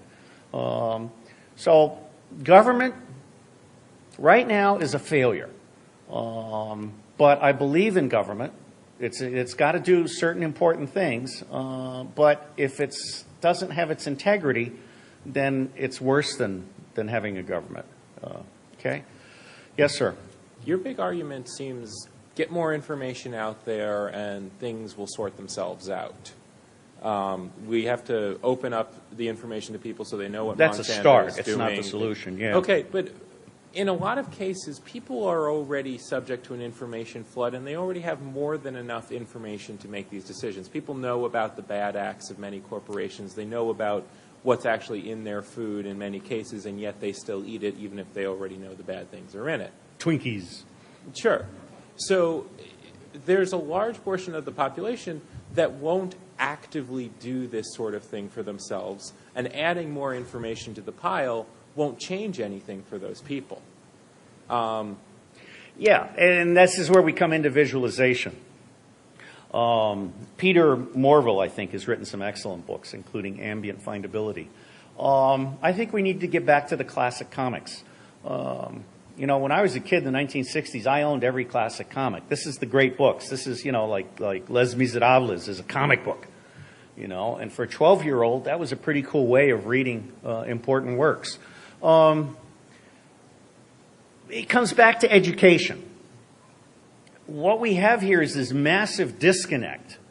First off, reality is not really that visible. People don't really understand the cost. I mean, the U.S. media is censored in the sense that they're not showing the actual cost of depleted uranium and the actual cost of water aquifers that are dropping and all of this. It's like white noise. There are a number of books. I've got a slide out there. If you look for graphic information pathologies, you'll get a slide that lists them, and each one is a title of a book. Fog Facts, Forbidden Knowledge, Manufacturing Consent, of course, Lost History, Missing Information, McKibben's book. I mean, what we have out here is this environment of information that is not making sense, and it's not being presented to people in a compelling way. And so I think the next big leap is going to be in visualization, and it's going to be in personalization. I mean, Wired had a thing where it said, you know, if you point your cell phone at this thing, it says, if you eat me, I'll kill you. Well, we need to do more of that. And I think we're going there. So my big thing is not actually put more information out. There is a vast reservoir of information that needs to come out, the true cost of stuff. We need to understand the finances of every congressman in detail. I mean, because right now it's like people aren't even paying attention. But more importantly, we need to, I have a chapter, if you look for 2012 preprint, The Craft of Intelligence. It's a chapter that was commissioned by Routledge for a book that's coming out in February of 2013, and it's called The Routledge Companion for Intelligence Studies. And so 2012 preprint, The Craft of Intelligence. And what I talk about is the third era of intelligence. The first era was secret war, and that's what CIA is still doing, okay? The second era was strategic analytics, Sherman Kent, only he got blown away by the clandestine service. And Harry Truman's on record in 1968 as saying he never, ever imagined CIA getting to the point where it had gotten. The third era is the era that I've been beating the drum on since 1992 or so. I did a Whole Earth article on ethics, ecology, evolution, and intelligence, and alternative paradigm. And then in 1995, I did an article for Government Information Quarterly on the smart nation. And so where I think we need to go is toward creating a smart nation. And if I were God, my dream job would be Deputy Vice President or Secretary General for Education, Intelligence, and Research. And I would basically strip 4/5 of the secret budget. I would completely turn education on its head. And I would have research focused on real needs for prosperity and peace. Because most research today in the United States is incoherent and lacks purpose. I mean, DARPA, their greatest big idea is we're going to put moats all over the Arctic. And they're going to send back signals on how cold it is. You know, I got an Eskimo with a cell phone that'll tell me that. So I think we're moving in some very interesting directions. And so I'm not about, I'm about public intelligence and the public interest. And just to kind of finalize this thought, there is the craft of intelligence is actually very, very good. It begins with requirements definition. You have to define what it is you want to know that will make a difference. And then collection management. You have to know who knows. Okay, you have to know where to go get it. And 80 to 90% of the information you actually need to answer an important question hasn't been published. So the acme of skill is to actually put the person with a question in touch with a human with the answer who creates the answer. Like I needed to know about the Zeeman effect for detecting underground facilities. And so I did a citation analytics, found the top 100 guys in the world, found the top 10 in the U.S., called the chairman of the Department of Astronomy at University of Illinois Urbana. I said, hey, I want to send you $2,000, and here's what I want you to do this weekend. And he did. So that's how you really start getting good at this stuff. And then finally, you have machine speed processing. In 1988, I told the General Defense Intelligence Program managers, I was the Marine Corps guy, and I said, hey, if you can't put geospatial attributes on every datum we collect from this day forward, this was in 1988. I also wrote the cybersecurity letter in 1994 that was ignored by the White House. You can look that up as 1994 Sounding the Alarm. It's a great letter. I mean, Win Schwartau, Jim Anderson from NSA, and Bill Kiley from Australia, we said, we got to start spending $1 billion on cybersecurity, only it has to be everybody, not just whatever. And then finally, presentation, dissemination, all this stuff. So the process of intelligence is a very useful, important process. And the point that I try to make to the secret mandarins who are tired of hearing, actually, I don't know if since so few of you have heard me before, I'm gonna use this. I was invited to speak once again by a general officer to a bunch of people. I said, aren't they tired of hearing from me? And he said, Robert, you don't understand. They haven't been listening, but this is the year I think they'll listen. Okay? So I've been doing this over and over and over and over and over again, and I keep waiting for somebody to actually listen. No, I'm not actually. I found a sailboat. I just have to go get it. It's in Panama. I'm thinking about crowdsourcing it, by the way. I need $100,000 or someone with a perfect credit record, and I have the money. I'm serious. I'm serious. How do you Well, there's probably, I know there's at least still one virgin in Kansas. So, there is. But how do you crowdsource a sailboat? It's got 4 cabins. I could sell each cabin for $25,000. Each cabin has its own head. But this boat, it was built by the French in 1993. And so when I went to check it out in Panama, the doors are like for skinny French people back in the 1990s. Okay, and this is me going in sideways on this thing. Anyway, but you know what? I'm actually at a very calm place. I'm hitting 60 this month, and I'm in a very calm place. I've done what I can, and I'm seeing good things. I've produced 3 boys that are each different in their own way. So we all do what we can, and I think that I really, honest to God, think that when this country collapses, it's going to bring out the best in us, because it's going to demonstrate that the government is so totally fucked up. We need to start over. Well, the connection that I had in mind specifically, for example, because I had in mind the example of food. Food is something everyone needs, and food is something that has a lot of things wrong with the way it's produced. Absolutely. We waste 47% of it.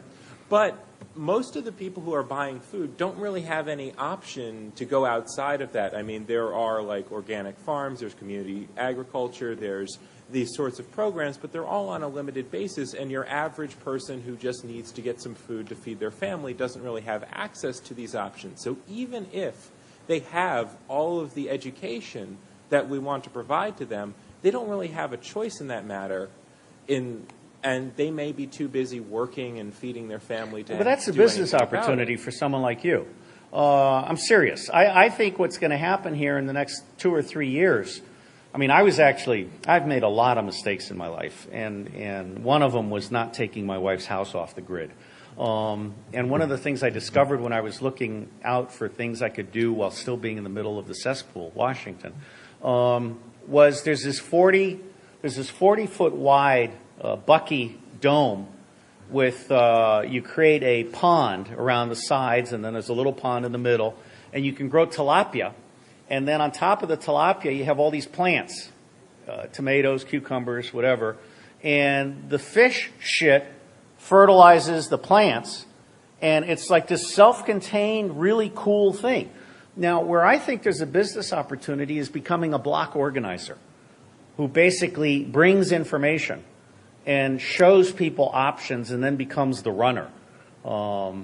Because I think we are going to see a real need for this kind of thing. And so smart people like you could maybe find a business niche, using information to connect people with a need with a solution that is outside the mainstream. Speaking of business niches, could you tell us Okay, more? you got several people behind you. Yeah, quick one. Can you tell us more about the Coke can-sized nuclear weapons? Catch. Gordon Duff, who is the founding editor of Veterans Today,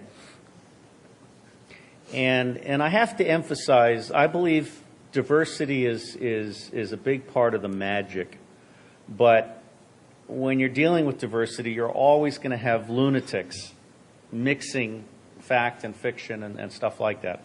But Gordon Duff, who has a lot of credibility with me in certain areas, and I'm not so sure in other areas, he has written an article, and if you look up Coke can-sized nukes, you'll get to it. But Gordon Duff, Veterans Today, Coke can-sized nukes, and I'm fairly well convinced that we do have miniature nukes, but I'm also more interested in the more recent story, which is about the World Trade Center vaporized. I mean, not a lot of it fell down to the ground. And we're talking steel beams every 14 inches. This thing was built to withstand a 747 loaded with gas. That's a good question, and I don't know the answer other than to say that a smart planner would plan for that. I mean, just like the Pentagon had a few airplane pieces, but you know every airplane piece, no matter how small, has a number on it, okay? And the airplane pieces of the Pentagon did not track, and we've actually found a couple of the planes since then, still flying. Okay, so I don't have the time to actually create a war. I mean, if I were really serious about this would become a war room. There would be a timeline along that wall. We would be bringing in all kinds of information. We'd be checking every single thing. We would be interviewing all the witnesses that the 9/11 Commission missed. For example, George Bush without his nanny, the general who was on watch. Okay, we have a half hour, and I will stop, but I will stay available to anyone who wants to have questions. No, 8 hours and 1 minute is the record. I'm going to leave it at that. I nearly killed myself going back. I mean, I was peeing Red Bull all the way. Anyway, what's that? No, you know, Red Bull is actually a pretty good solution. Anyway, so where were we here? You've gotten me off track. The general. See, what happened here was Dick Cheney scheduled an exercise so that he could control the government. And the FEMA Emergency Command Center for New York City was conveniently set up on the pier. They didn't use the command center that's already in the World Trade Center. That's a clue. The general in charge of the National Military Command Center excused himself at 8 o'clock and disappeared and didn't come back until 11. I mean, I want to know where he was. So bottom line is, I am fairly convinced that Dick Cheney knew 9/11 was going to happen, that he organized a government-wide counterterrorism exercise, that Army Pentecostals and maybe Boykin were a huge part of getting this stuff to happen. I'm fairly convinced that the Pentagon was hit by a missile. An Air Force Major General in uniform said on television that he was in charge of all Soviet imagery analysis, and he believed it was a missile. And if you look at the Pentagon, it's a hole, okay, until it collapses. There's no parts. There's no luggage. There's no seats. There's no body parts. There's no tracks of the engines. And some of the stuff that these airplanes are alleged to have done is beyond belief for anyone who is a pilot, and I'm not, but I've listened to pilots talk about this. What's that? Yeah, exactly.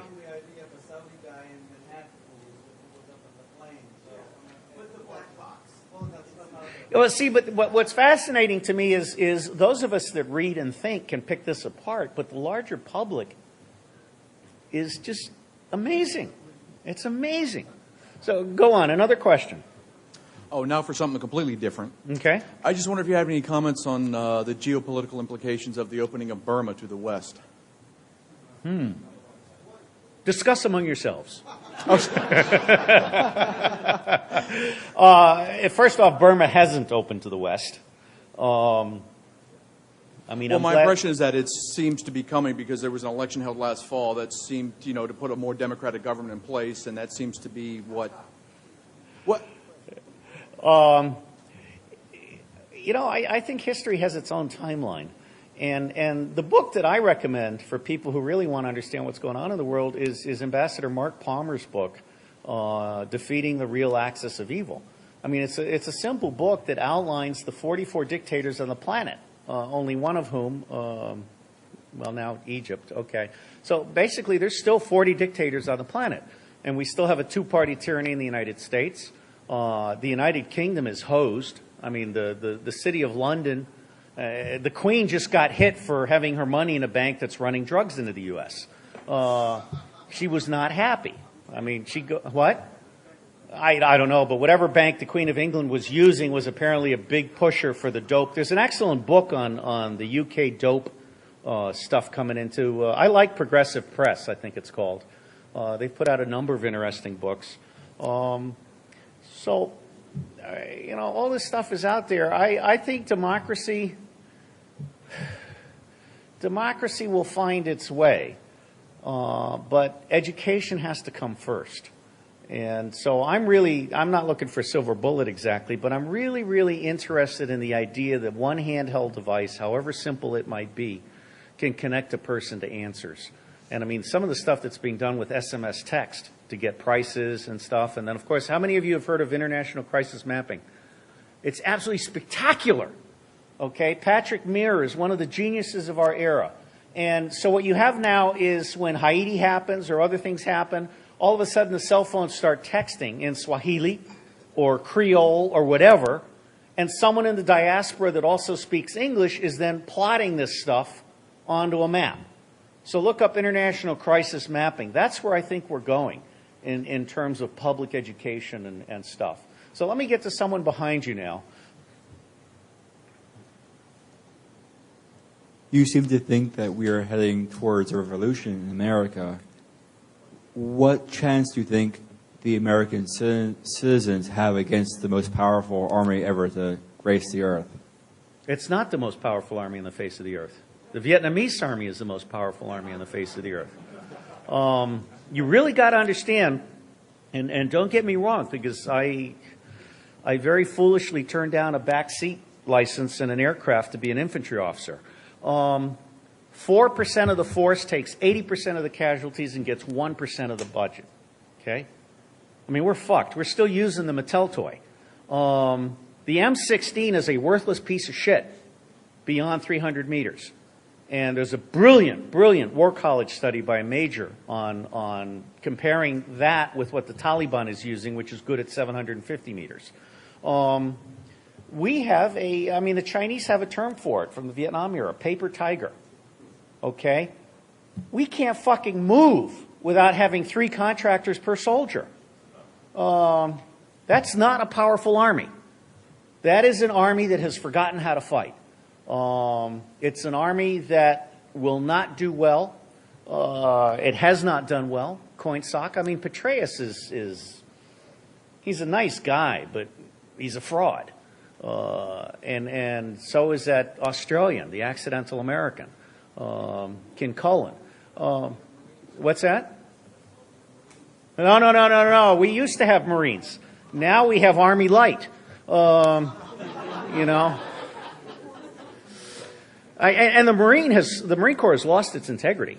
I mean, General Stewart doesn't like it when I say this, but the fact of the matter is, if I were Director of Intelligence of the Marine Corps, I would be kicking the aviation general down the hall, because all of the Marine Corps aircraft systems are fraudulent. They're over budget, under spec, they're worthless. Marine Corps has forgotten how to be honest. And that breaks my heart, because we used to be the gold standard. But we'll see. Thank you. I don't know. Thank you. I don't know. I guess I am. But no, I mean, really, I like to say that intelligence without integrity is not intelligence. Okay? And what we have in the United States of America today is zero intelligence and zero integrity. And we all know that. And I have, I think, a fan base inside the government.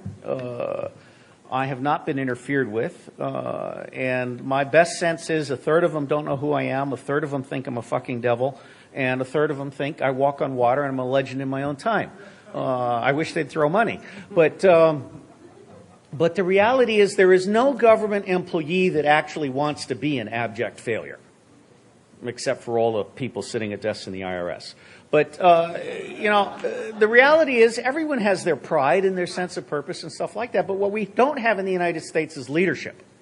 Lee Iacocca wrote a wonderful book called Where Have All the Leaders Gone? And I ran for, how many of you know that I ran for president?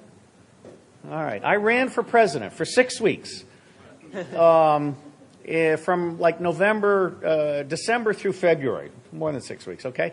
I was accepted by the Reform Party as a presidential candidate. I got listed on Politics One. I got interviewed for On the Issues. All of that is still up there.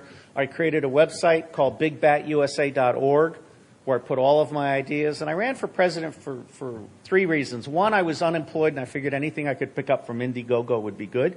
And I made about $1,500.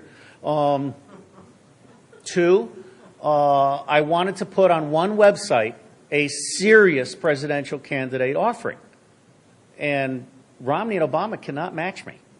Okay? I mean, if you want an honest president who has a brain, I'm it. And it's not going to happen. It's not going to happen. But the fact is, I can, the automated payment transaction tax, a balanced budget, a coalition cabinet, this is not rocket science. It's just common sense with integrity. But neither Obama nor Romney is capable of common sense with integrity because they are the puppets of a two-party tyranny that is so totally corrupt as to be an enemy of the United States of America. So the second reason I ran for president was so that I could send a letter to every other presidential candidate and try to engage them. And what I learned from those exchanges is that the other candidates have varying degrees of good intention. I would say Jill Stein has the highest good intention, even though she's a deer in the headlights. Ron Paul is a fraud. I'm sorry. I have to say this. His son is a dick.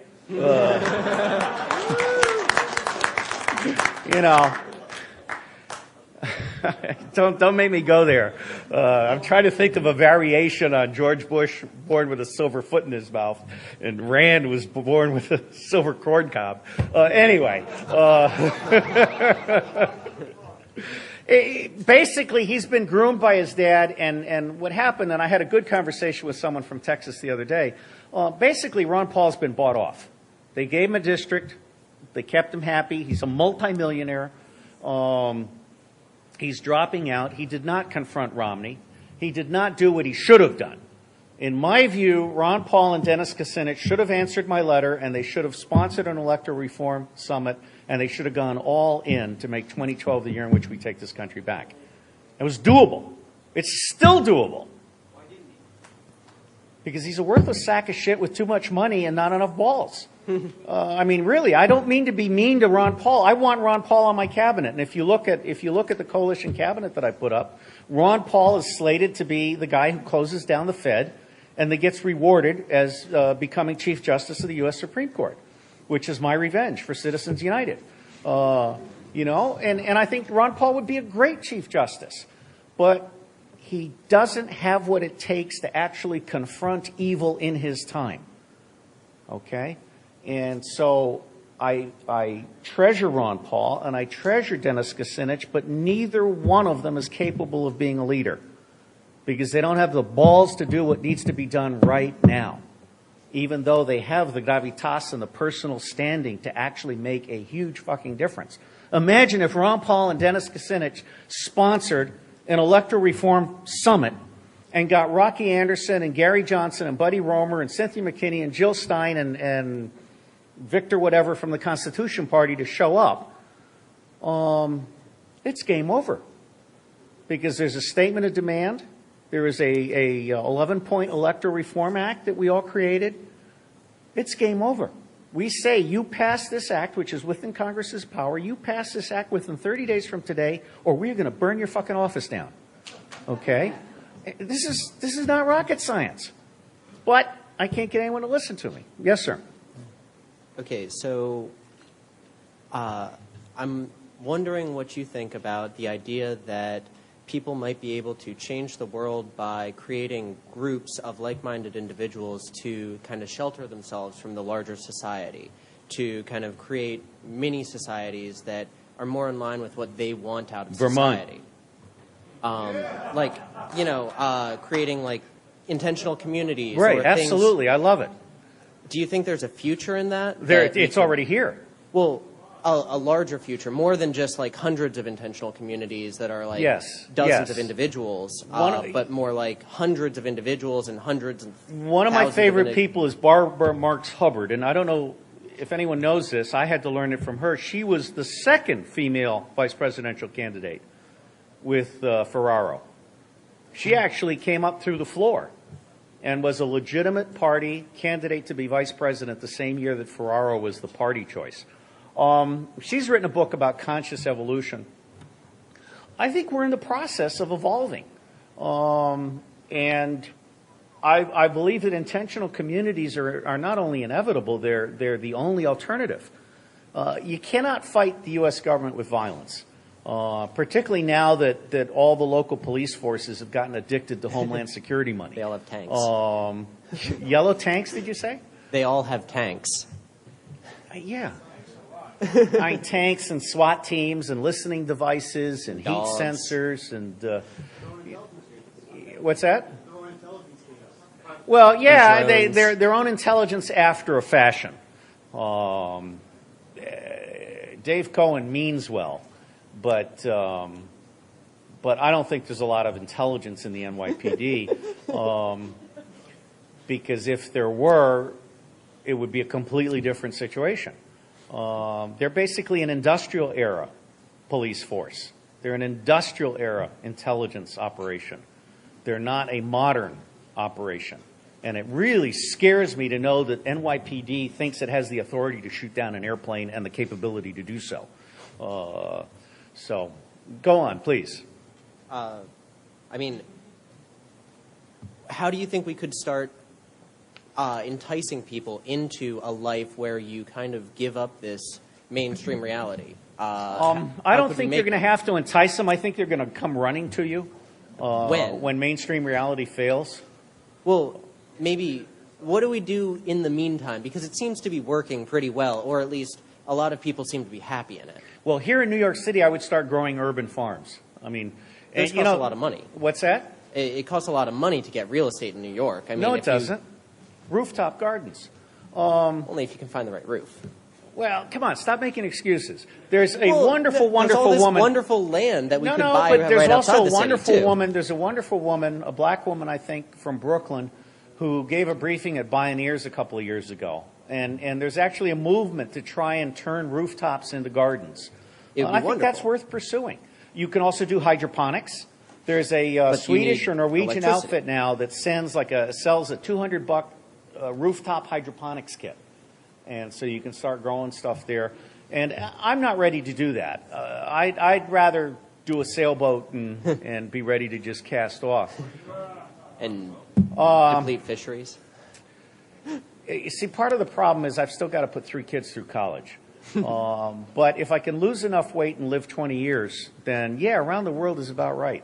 With a sniper rifle for the occasional Somali pirate. Because this boat, I'm going to have a webcam and a night vision thing up on the top of the mast. And you come within 1,000 meters of me, you're fucking toast. Okay. But that's just dreaming right now. That's just dreaming. But I love boats. Anyway, let's get the last question. I think we've got 15 more minutes. And I will also tell you I've set a new record tonight. 2 hours is the longest I have ever gone without peeing. What are your thoughts on the United Nations Action Plan for Sustainable Development, also known as the Blueprint for Global Action, in every area where humans directly affect the environment, called Agenda 21? Okay. If there's any one network that is more corrupt than the U.S. government, it's the United Nations. And a real part of the problem with the United Nations, I actually thought I was going to work for them for the rest of my life, and I was going to create their intelligence agency and make them smart, but that wasn't meant to be. The Secretary General of the United Nations has zero authority over all the specialized agencies.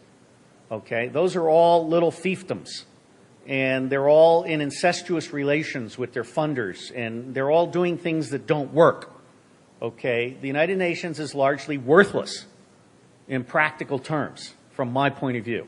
It has a lot of great theater, a lot of gender this and gender that, but it doesn't actually work. 1/3 of the United Nations is spies, okay, working on each other. And the problem with spies using the United Nations as cover is they suck at their UN job.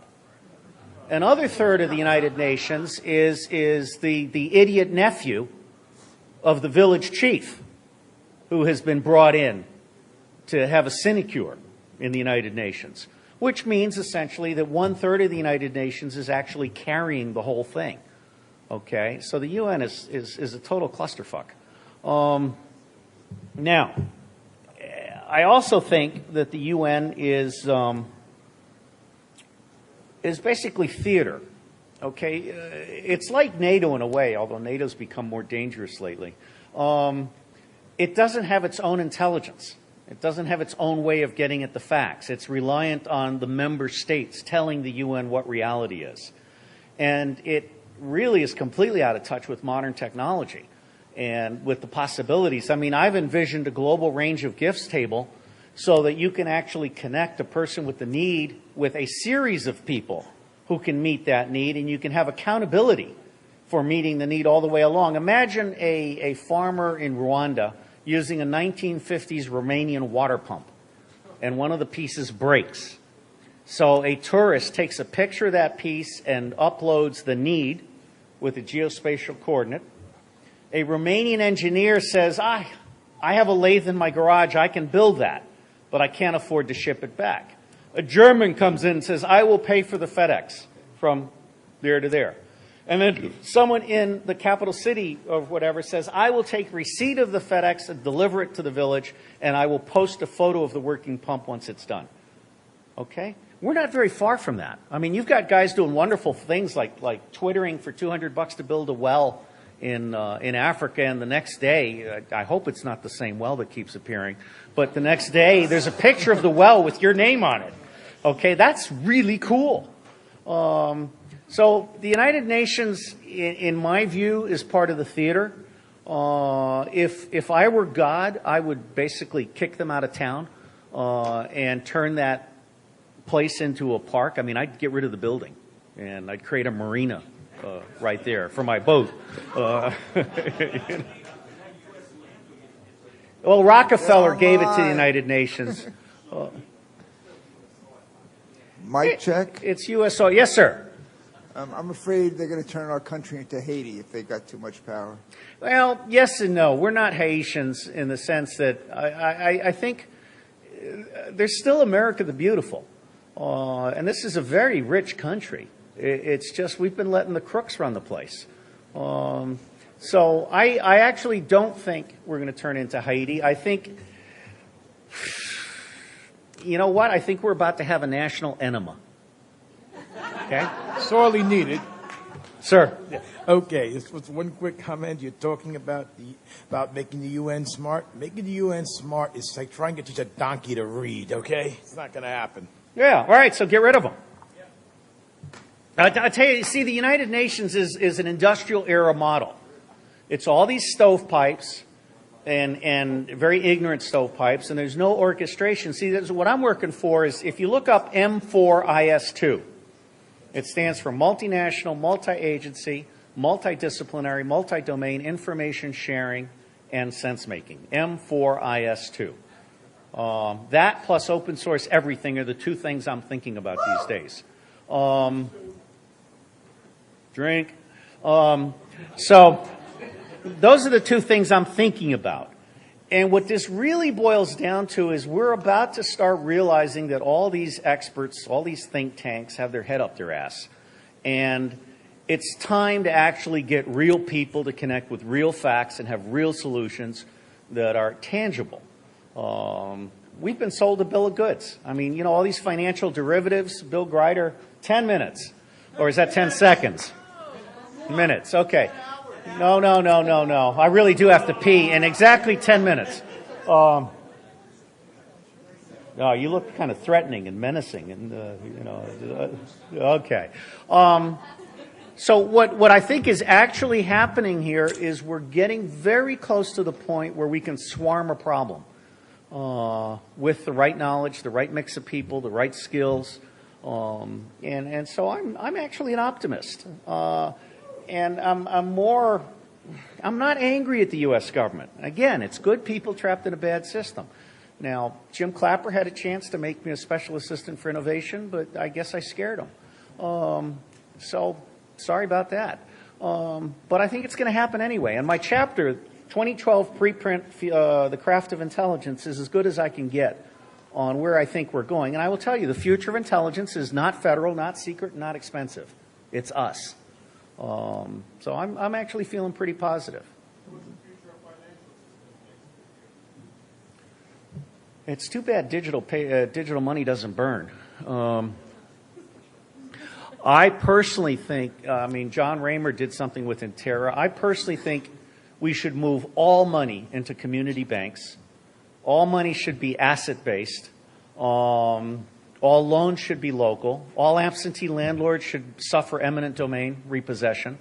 And I basically believe that we're going to start bartering in a very sophisticated way. And we're going to start putting money out of business. So, for example, there are people that are now buying a season's crop, of mixed things. So I'm excited. I mean, I really, it's giving me a hard on just thinking about this. It's not you, and I'm not looking at you. I'm not looking at you. I'm looking at the babe that just flashed me from the back. Okay. All right. How about one more question, and then we'll break up. There's one more guy behind me. Yeah, so no, I'm not rushing you. Okay. Okay, two more questions. Mine's pretty simple. Well, no, I don't know. What do you think about pop music and the mechanisms of control, or I don't know. What do you? I think music is both a control measure and a liberating feature. One of the stupidest things we've done in schools is shut down art and music because that is actually part of the creative process. I don't know. I mean, I really, my third son likes country and western, which was a huge surprise to me. No. Come on. Patsy Cline singing Crazy? That is... All right. Okay. Next question. Hello. All right. I am a product of the broken American university system. Mm-hmm. And I've learned that America has historically maintained their disparity. America has always raped the land. They've always pillaged. The reason we're essentially separatists who did not want to pay a tax. America kept the door open. In World War II, America has never been a good guy.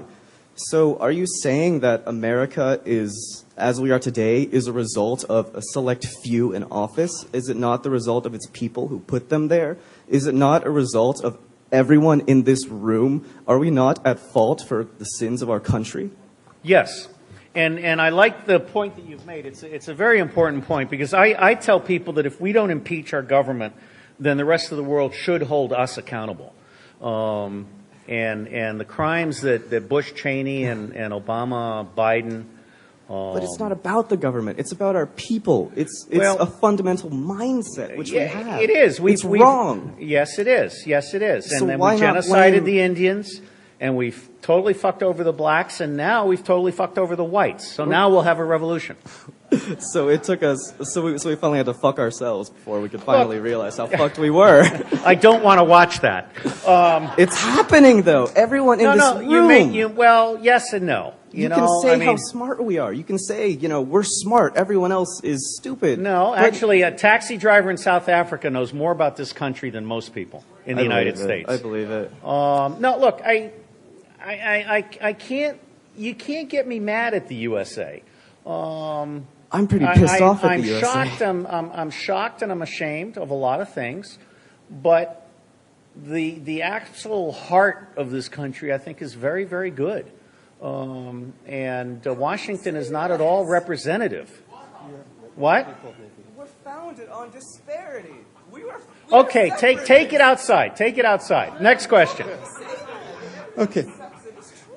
I like your shout out for Vermont, which is where I guess it's my adopted home state now. I bank at a local bank. It's a co-op. They do a lot of house loans. I've shaken the hand of the senator that represents me, Bernie Sanders, great guy. But see, I'd vote for him for president. Oh, yeah, but sure. He needs the coalition cabinet and all this other stuff, and he doesn't want to be bothered. So, so Vermont's a great place, but everybody else, don't go there. There's a lot of black flies. It gets cold. You don't want to go there. Okay, but my question is, just as when the Soviet Union was dissolving, one of the big questions is, who's got control of the nukes? If the United States goes through a similar process, who's got control of the nukes and the other really dangerous I have good news for you. There's assets? never been an operational test of a nuclear weapon in the United States of America. Most of them will not work. And the second half of that good news is that I really rely on the common sense of the people around them. I am less worried about loose nukes than I am about loose presidents. That was really the point of my question. We have to stop now. What I'm going to do is I'm going to go to the bathroom, and then I'm going to come back out to that other room and answer any questions that anyone wants to ask. To the video temple? Okay, I'll do whatever you say. So I'm going to be on after I go to the bathroom, I'm going to be at the video temple on the second floor for an hour. Yeah. Okay, we good with that? Let me just say God bless you all. I truly love being here.